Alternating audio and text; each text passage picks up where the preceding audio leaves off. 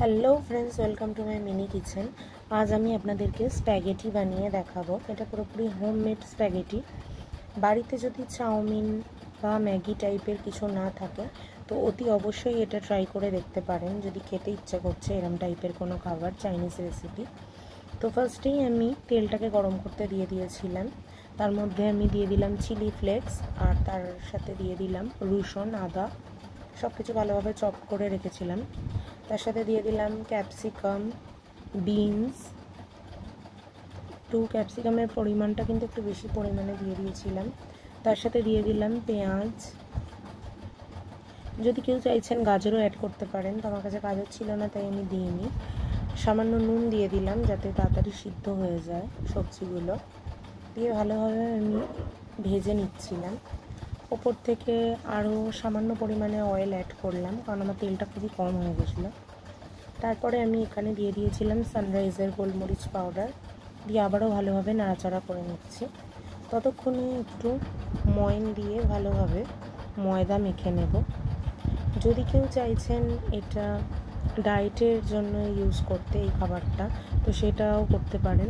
খালি ময়দার বদলে এটা আটা দিয়ে করতে হবে। এবার আমি খানিকটা টমেটো সস দিয়ে জলও গুলে রেখেছিলাম, সেই জলটা অ্যাড করে দিলাম। তার সাথে সয়া সসও অ্যাড করে দিলাম। তো এবার ভালোভাবে আমি এটাকে ফুটিয়ে নেব। এর সাথে দিয়ে দিলাম ভাজা মশলা আর সামান্য ম্যাগি মশলা। এটা পুরোপুরি অপশনাল ম্যাগি মশলাটা।